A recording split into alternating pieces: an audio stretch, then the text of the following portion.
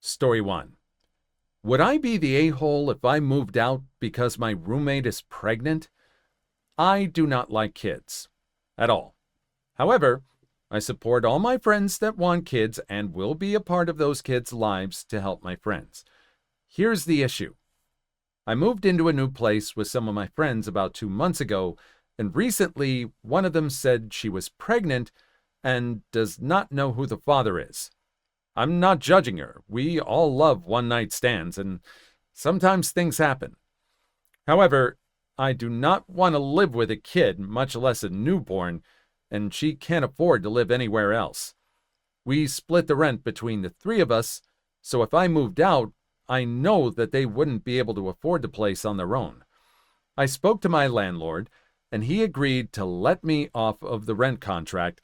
However, we right now pay about $750 each, and I know if I moved out, it would go up to about $1,100 for the both of them.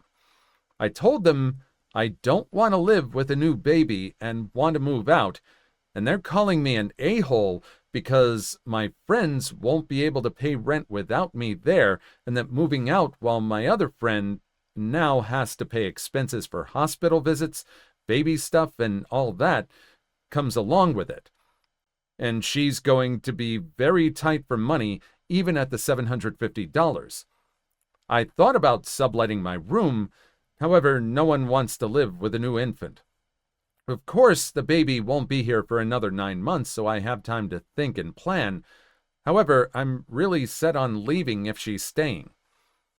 Well, it's really something. You are entitled to leave if that's what you want. I mean, as the saying goes, not my circus, not my clowns. It's not your business, and you have these people known before that you don't like kids?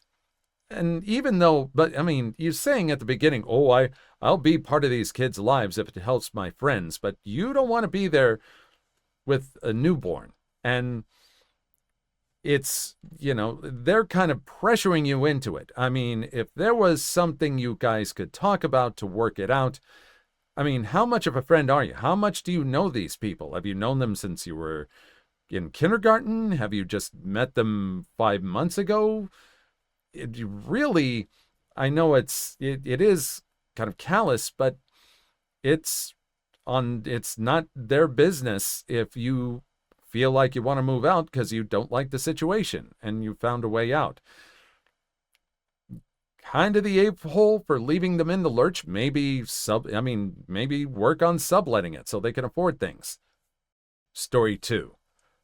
My homeless dad used me in his money scheme, so I took it all. Okay, so the homeless guy is technically my dad. My dad was only in my life actively from ages 0 to 7, and in that time gave me a smeg ton of trauma. He was a hardcore alcoholic manipulator and a lot of other things I can't say. My mom, being the awesome person she is, left him, and for a short bit we did weekends at his place. It was a never-ending cycle of him drinking, being a piece of smeg, and then buying us over with animals and gifts. After getting several DUIs, unpaid child support, and a few child endangerment cases, he got up and left to avoid going to jail. Like, disappeared. Left the animals locked in the house that he abandoned and shut off his phone. Every few months or so, he would randomly show up at my school drunk or crying with gifts in hand or leave notes on our door. My school literally had to implement a safety plan because my mom was scared he would take me. That stopped, and I didn't hear from him for about 13 years. When I was 20, he messaged me on Facebook saying he would love to get to know me and asking if there's anything I need financially. My initial response, sick to my stomach and crying, quickly turned to anger. I was broke and really could use the money, and I mean, he owed me, right? I told him I would meet and needed money for rent. When I saw him, my stomach turned.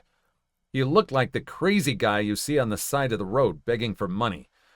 He really didn't make much sense, just talked a lot of smeg about my mom, saying she was a liar, and turned us against him and mumbled nonsense. Apparently, his brother, my uncle, that I have never had a relationship with, would no longer give him money, but would wire transfer him money for me. He told his brother I needed $1,500 and told me he would take $500 and give me $1,000. His awful burner phone ran out of minutes, so one of the calls to his brother was made from my phone. Of course, he didn't have an ID or anything, so I would need to pick it up with him. When someone wires you money, they get a code, then give you the code, and they get a code, then give you the code, and voila, you get the money. My dad wouldn't give me the code until we were physically at the place to pick it up, which we planned to do the following morning.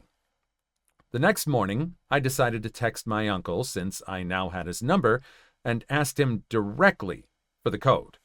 I got the code, picked up the money, and blocked my post. He made sure to leave me some deranged voicemails about how big of a piece of smeg I am. He pretty much used me to get money from his brother.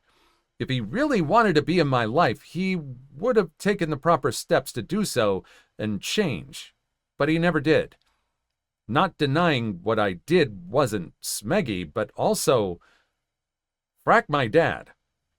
Well, you worked it out with the uncle. The uncle was expecting to have that money be given to you. So the money went to the rightful place. This guy was just trying to scheme his way into getting a cut, and you guys circumvented that. I mean, yeah, really, what was this guy going to do? It sounds like he's kind of too far gone. He's like Cartman in the alternate timeline on the sidewalk, just yelling at everybody and not willing to change his life, just wants to be his usual awful self. Story 3. Entitled House Cleaner Brings Her Children. Children trash my home. My husband and I look to hire a local husband and wife small business to clean and do maintenance projects on our house before our baby comes in a few weeks. They came by tonight to take a look at the projects and, surprise me, brought their 3 elementary-aged children. No biggie, I thought. Not ideal, but I like children and like the idea of our home being a welcoming place for them. We'll let it go. We opened the door and the children scattered. All 3 took off screaming in a different direction with their shoes on. 1 ended up in my bedroom and 2 on different ends of the living room, where all 3 started pulling my daughter's carefully organized, orderly toys off of the shelves at an extremely rapid pace. "Well, they sure made themselves at home," the mom beamed. "They sure love your house." I tried to orient the parents quickly so they would leave ASAP, and the oldest child noticed our loft, which is our playroom/library, and is also carefully organized and decorated with love with various handcrafted elements, and they all raced upstairs. We have 4 kids of our own, but managed to keep mostly things orderly. Each toy has a place. We have some small and breakable pieces from my and my husband's childhood. All of the books are shelved alphabetically in categories. All 3 children started shrieking at the side of the room. I was trying to wrap up the discussion with the mom. Then the stomping started and the clanging. Sounded like jumping off furniture. I paused for the mom to say something, but she didn't even bat an eyelash. Then came a crash that could only have been furniture falling over. Mom, again, didn't so much as comment. My husband ran upstairs, alarmed. The youngest one, 4 maybe, then raced down, needing to go potty urgently. 3 of our 4 bathrooms need service, which is why we were hiring these people. So the only bathroom available was our master bath, where we have chicks in an incubator. As I showed the child where to go, she got distracted by the chicks and screamed the older kids upstairs to, "Come and see, come and see, come and see now!" So the older two came barreling and yelling, shoes on, through my bedroom and bathroom, and the small one didn't quite make it to the toilet in excitement. This all happened in the 15 minutes I thought we'd be quickly introducing the adult contractors to the projects and negotiating pay. This was bizarre and horrible, I thought, but we'll just have to do the job tomorrow and not work with them again. But then, two of the kids started to tantrum when it was time for them to leave. Notably, without putting away a single toy they had disassembled and strewn about. Mom says, "It's okay, we'll be back tomorrow. We'll be back so you can play more with them tomorrow." What the hell? She was expecting to bring the children and leave them unsupervised in my home? Or maybe she expected me to provide childcare while she performed tasks clearly unsafe for children in closed-off rooms for 7 hours? Of course we're canceling. I'm almost too shocked to even be upset. I just checked upstairs and found a shelf of books partially toppled. Every toy in the living room is in pieces on the floor. Pee is not in the toilet. It happened so fast, I just can't. What? So, really, is this the plan of the parents, to have the kids do more damage so they think that the parents can just say, "Oh, well, we can repair that," and just, tack on charges to the fee or something like that? And this just all seems to be them expecting it to happen, just out of the blue. "Oh, we'll come tomorrow." No discussion. No nothing. I wonder what their Yelp reviews or Google reviews look like. Please like and subscribe if you made it this far. I hope you'll enjoy the rest of the video and have a wonderful day. Story 4. Am I the a-hole for forcing my son to use a bidet and threatening to talk to his friends or take him to the doctor about his underwear? For some reason, my 14-year-old son cannot wipe properly. This was never a concern to me, as his mom did the laundry. Unfortunately, she's sick right now, so I've taken over the household chores that she used to handle. My son is still responsible for his, and I do mine as well as hers. First day I did laundry, I gagged and almost puked from his underwear. If he were 3 and not fully potty trained, I might understand how they ended up like this. But he is a healthy young man. He should not be leaving his butt this unwiped. I talked to him about it, and he said he would make an effort to do a better job. Nope. No change in the situation. So I went to the hardware store and installed a wand bidet in the bathroom he uses. We already have one in ours. I told him that he has a choice of either using the bidet or washing his own underwear. He doesn't know how to use the washing machine, and he refuses to do them by hand.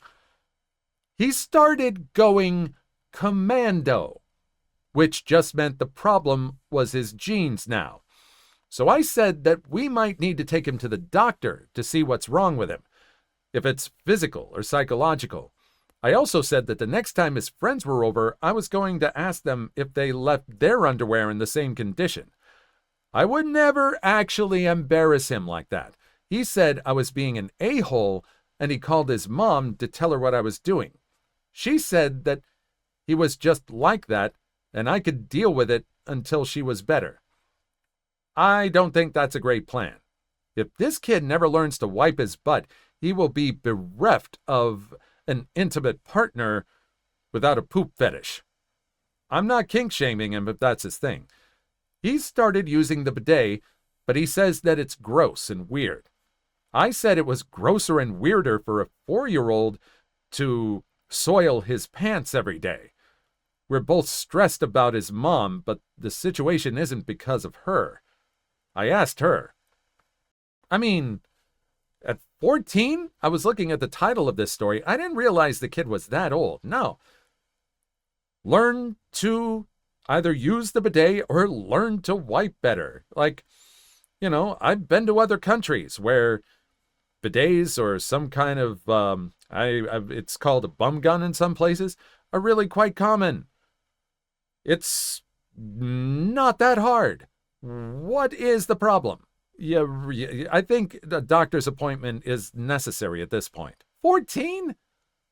Story 5.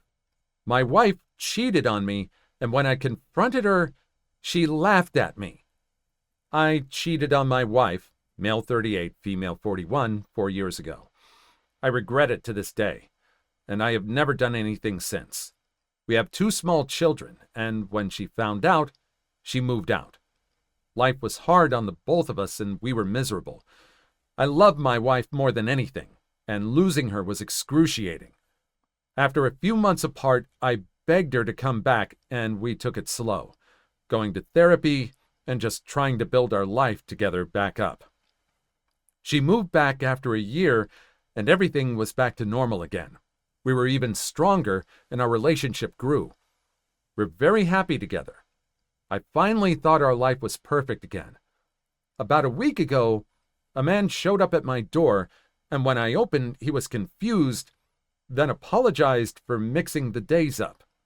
I was supposed to fly home with my children the next day. My wife took over, and she went back to the guy's car. They talked for 5 minutes, and he drove away. I asked her who he was, and she said he was just a friend. He came to pick her up since I was supposed to be at my parents', but he mixed the days. I was shocked, so I asked her if she was sleeping with him. She was so unbelievably unbothered, looked at me for a moment, and said, "Yes." I was speechless. "Are you sleeping with others?" "Yes." "Since when?" "Since we got back together." She was calm the whole time, talking about it like it was normal. She asked me why it was okay for me and not for her, and when I said that I never looked at another woman since I cheated, she was surprised at first. Then she laughed at me. She said she just assumed that I did, so she thought if I could, then so could she. I canceled my trip to stay with her at home, but she said that she was sorry. She already made the plans. I got very upset and started yelling at her. She said that if I didn't like it, maybe we wouldn't be together. Then she said, "If you start yelling again, I want a divorce." What the hell? Sounds like a power play. I mean, there is something that she's not saying here. I mean, it kind of sounds like she is not over it. I mean, she's kind of the one. I mean, some people change the sheets every day if they feel like that's the way they can sleep at night. And it really sounds like she's got some sort of streak in her that thinks, oh, well, this is what I get to do now, and it's going to be all complicated. I would say at least just start documenting everything. It seems like you're going to have to lawyer up one way or another. Story 6. Karen told me to hang up, so I did. So I work for a large electronics company doing sales over the phone. We get a lot of calls daily and take credit card details to place orders as well as place finance orders. Since fraud is such a big deal in our company, we're taught that only the account holder for the credit card or finance account can place an order.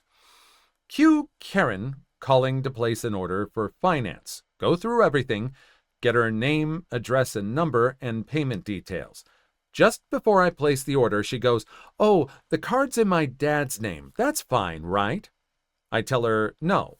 Her dad needs to place the order as he's the account holder. Cue her arguing for about 5 minutes how she's his daughter and I need to finalize this order now. I tell her, "I'm sorry, but I can't do that. As I've mentioned, the account holder needs to place the order." She started cussing me out, calls me a stupid fracking idiot and that I know nothing, and demands I place the order. I had enough at that point. Since she started swearing and getting aggressive, I said, "I'm sorry, but if you continue to speak to me in such a manner, I will terminate the call. Customer says, well, terminate it then. So I did with a, okay then, thank you for calling. Have a nice day. I heard her go, no, wait, as I hung up on her. Yeah, what is going to happen at that point? Is she going to try and keep attempting to talk him into placing this order, go against policy? Something that could get him fired? No. She okayed the action. He decided to follow through. So that's about all you can do at that point, right? Story 7. I returned my neighbor's new laptop to the shipping office. My neighbor and I aren't friends, but we wave when passing in vehicles or walking. About a year ago, my wife had ordered something for one of our kids, and it was delivered to the wrong house. Our house numbers and mailboxes are very similar and easy to confuse. Picture 668 and 688. After a couple of days, I called, and they sent me the photo taken of the box on my neighbor's porch. So I walked over to retrieve it and was told, I brought it back to the shipping hub. I was headed in that direction anyway. When I asked why he didn't either text me or just walk next door, he didn't have an answer. Okay, very frustrating. It took me 5 more days for our item to arrive. Well, on Friday afternoon, I'm working from home, and I see a box being delivered to my porch. I go out to get it. See, it's his package. On the small return portion of the ship label, it says Lenovo, 1-day rush, and the shipping sticker says it's like $31.39. My neighbor supposedly ordered a laptop by the weight of it and rushed it over. I picked it up and went straight to the shipping center after all my errands were done, so I was walking in at 4:50. Didn't want to risk they would try to re-deliver it before the end of day. Yesterday, he came over with a photo of the box on my front desk and to ask if I have his box and that it's important, and I responded, I brought it back to be re-delivered. He looks almost enraged and says, why? I said, that's the exact same question I asked you when you did it previously. Just thought this was what you wanted going forward.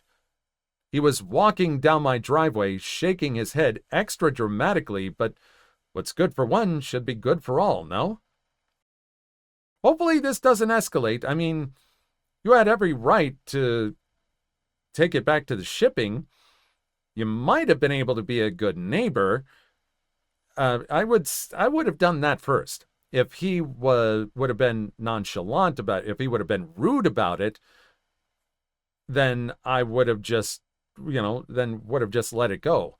I mean, it sounds like a good old neighbor war getting started right there. Story 8. My mom held my new baby before I did. This happened in the mid-90s, but I just saw a TikTok about asking the new mom if it's okay to hold the new baby, and it reminded me of this.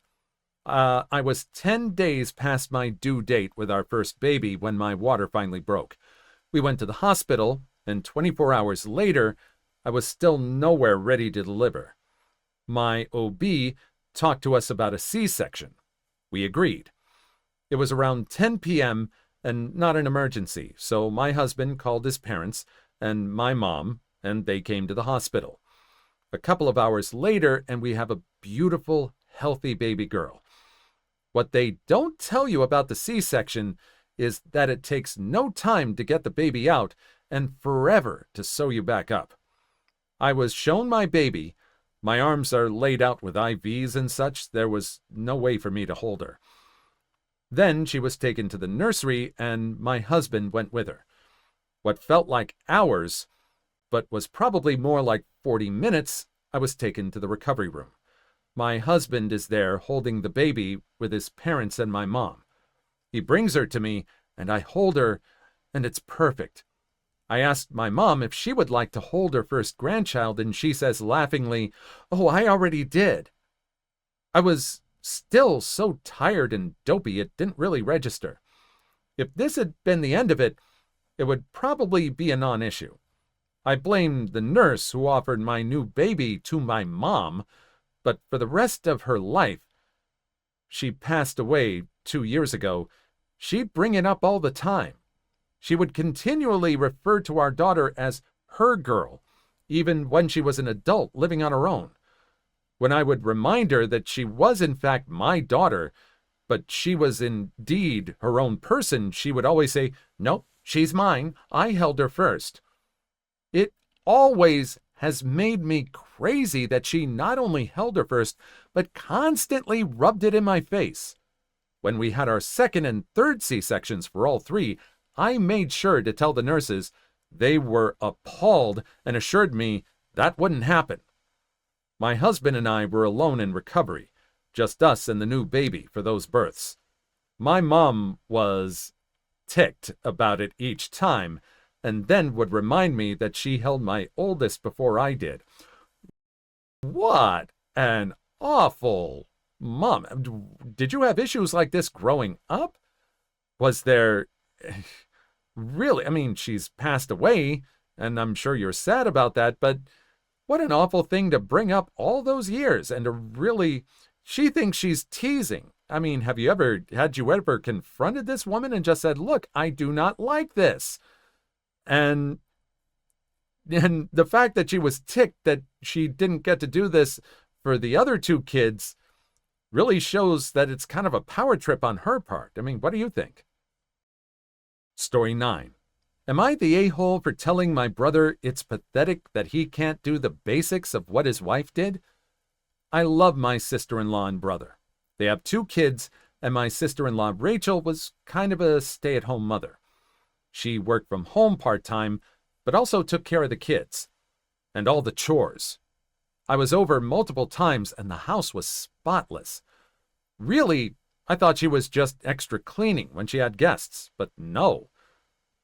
When I had my kid, she showed me her schedule. She would be up at 5 for meal prepping for the whole day.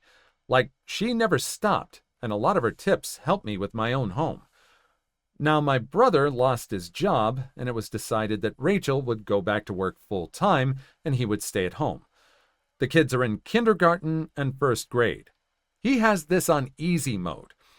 I've been over to help sometimes since he just sucks at it. The house is always a mess. The kids are usually late to school. He asked me to drive them after the school talked to him. He doesn't cook. It's just sad. He got into a huge argument with his wife since dinner wasn't done and she had to make it.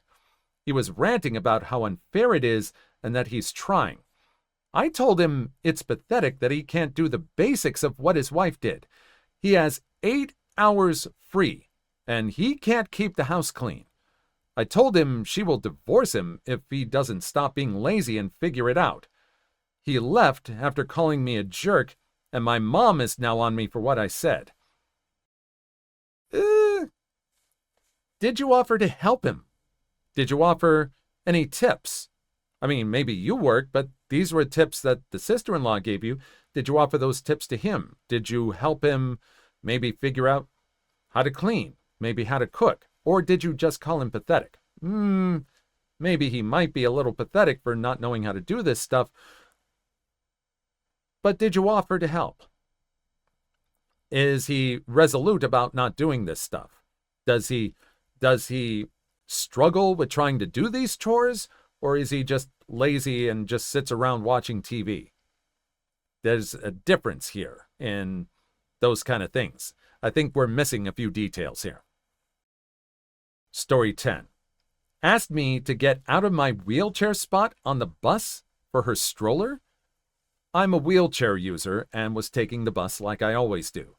There are specific spots at the front of the bus that are for disabled people and the elderly to use.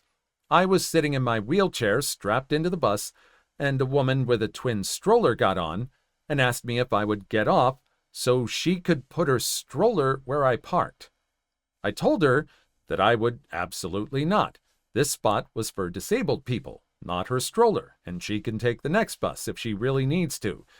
She tells me she has an appointment to get to, so I tell her right back that she can fold her stroller up and go further into the bus if she really needs to take this one, but I'm not moving. She gestured at my crossed legs, and she had the gall to ask me to fold up my wheelchair and walk it further back. I am able to walk, just not much. I literally just started laughing, and she accused me of faking my disability. She refused to move out of the front of the bus area where the driver can't have people and was promptly kicked off the bus. Good luck getting to that appointment, lady. I mean, a lot of people have to take public transportation. For some, it's not ideal. For some, they have to have their kids with them, and I'm looking at this. The woman has a twin stroller. Did she mention anything about kids? Were there kids with her, or did she just have a stroller?